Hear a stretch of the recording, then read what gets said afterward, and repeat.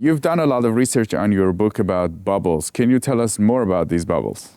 Yeah, they're all fascinating. I did 10 of them in my book. The very first one was the Amsterdam bubble in 1636 and 1637. The very last one was the 2020-21 bubble, which I call the everything, everywhere, all at once bubble. I'm a movie fan, so it was like a global asset bubble in multiple current countries and asset classes for the first time in history. And so I kind of finish on that one. One of the fun ones, it's a really interesting one just for, maybe for your audience, is in 1720, there were two bubbles, one in England, one in France. The South Sea Company and the Mississippi Company. And both of these were like trading monopolies that the governments created. And so those companies became very valuable in 1718, 1719. But the way that the governments went about creating those bubbles and then the ending and how they put their countries back together was really interesting. In the case of England, the South Sea Company became a $6 trillion company in today's dollars, so more than NVIDIA today. And they had the trading monopoly between England and Spain and the New World, which for them was the So they were just a trading company. They were just a trading company. Kind of like doing the trade. Yeah, they were running slaves and spices and commodities to the New World. That never really became a big operation for them, but there was a lot of hype and a lot of like profits from the New World that people thought would become, a valuable company. But it wasn't. It was a lot of financial engineering and not a company based on fundamental underlying moral business that they thought would ultimately be successful and live past these slave trade agreements. And the bad news for France, they had the Mississippi Company. They saw what England was doing and the South Sea Company. And they said, well, we better get in on the action too, because if England is able to create this big monopoly and get a lot of money out of it, and then they can take on the English debt, then that's going to put them ahead, and we have to keep up. So they created the Mississippi Company, did the exact same thing, gave them a monopoly with the New World, which for them were the North American French colonies, the Louisiana territory. And so bit by bit, they kind of went into this challenge, this war. The South Sea Company would raise money, the Mississippi would raise money. South Sea would go, then the Mississippi Company would go bigger. And eventually Mississippi became a $9 trillion company. Wow. That would have been the biggest company of all time, bigger than NVIDIA, bigger than Microsoft. But France made one really big mistake. In 1719, they gave away the banking system to the head of the Mississippi Company. That guy was named John Law. He was a fascinating character in history. He was actually a convicted murderer who is Scottish. He escapes from Scotland at the tender age of 23, a convicted murderer. He breaks out of jail. He leaves Scotland, never to return. And he bounces around Europe for 15 years or 20 years. And then he ends up in France, where he's gambling buddies with the Duc de Noailles. The Duc de Noailles he works for the Regent of France, the Duc d'Orléans. And John Law convinces him, hey, give me the Central Bank of France, the Banque Royale. And so now he's got not only the biggest trading monopoly of all time, but also the Bank of France. And this kind of gets back to morality and, just business integrity, right? What does he do with the Bank of France? Does he keep it independent? No, he prints a lot of money. And he creates a massive inflation by creating all this fiat currency. And the result of this, and then he uses that cheap money to feed the Mississippi Company flotations and makes the Mississippi Company become the most valuable company ever. Well, the result is in January of 1720, inflation is now running at 23%. Now the peasants rebel. Les paysans in France. They're like, we've had it with this inflation. No more of this fiat currency. And they go to the government and they try to get the government to eliminate this debased fiat currency. Government doesn't agree. They actually side with John Law. The people are saying we want to use gold and silver to buy stuff. Government resists and says, no, we're going to outlaw gold and silver as legal tender. So you have to use this fiat currency as the only way to buy and sell things. And that makes it even worse. Now people can't own gold. They can't use gold. If you've ever been to France, you know how they love their jewelry and their gold and silver. Big mistake. So now they turn on John Law. They have no choice. The people are now very angry. By April, they've eliminated the fiat currency. They're back to a gold standard. By April of that year, John Law is out of a job. By May, he's under house arrest and ostensibly for his own safety. By the end of the year, he's like out of the country and he's got to flee again. And so now the bubble pops and France goes into a dark depression. Interestingly, in England, at the same time, they never compromised their banking system. Some of that's by design. Some of that is just the Bank of England was a Whig-controlled company and the South Sea Company was Tory-aligned, and so they remained independent. England has a very mini recession, but they maintain central bank independence. The credibility of the government, after taking that early hit, recovers. They actually get a great prime minister out of it, Robert Walpole, and he consolidates power under his authority. He's a Whig. And he becomes a prime minister for 20 years. He runs a very tight ship. They pay down their debts. They're able to make they protect the securities markets and Exchange Alley. Within 3 to 4 years, the economy is growing again.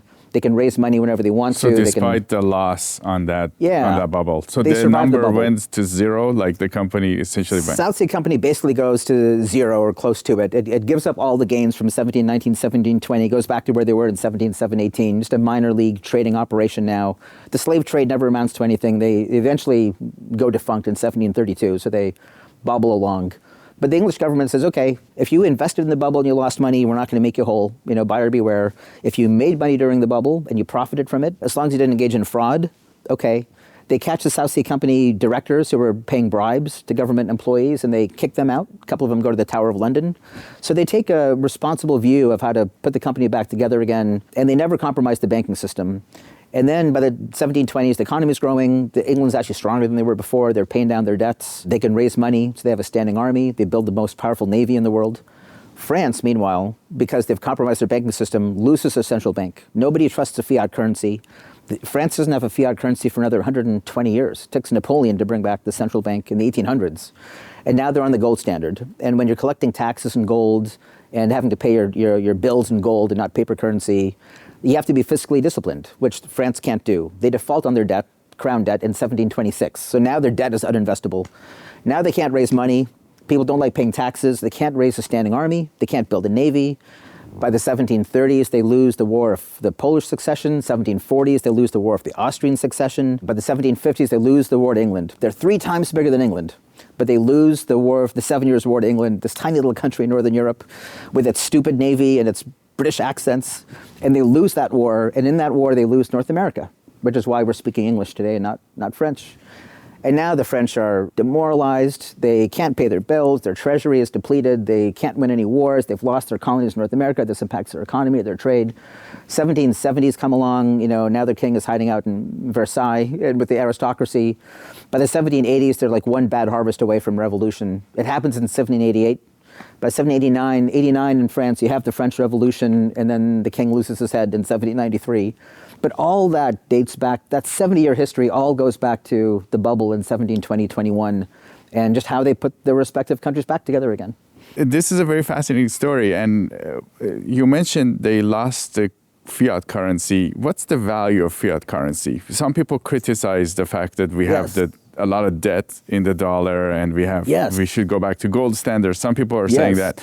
But what's the value of the fiat currency in your thoughts? Any kind of centrally bank-created currency, I think it has pros and cons. Actually, John Law wrote about this.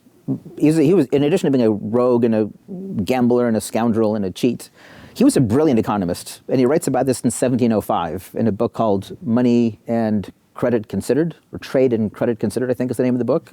It's like 75 years ahead of its time. And he goes into the merits of a fiat currency, which is if we're only doing gold and silver as a legal standard or on a gold standard, the money supply can go up or down depending on sentiment and how much gold you have. And when you have a depression or a downturn in the economy and you need to create liquidity, the gold standard doesn't let you do that. And the US learned this lesson the hard way in the 1930s during the Great Depression when the money supply was contracting.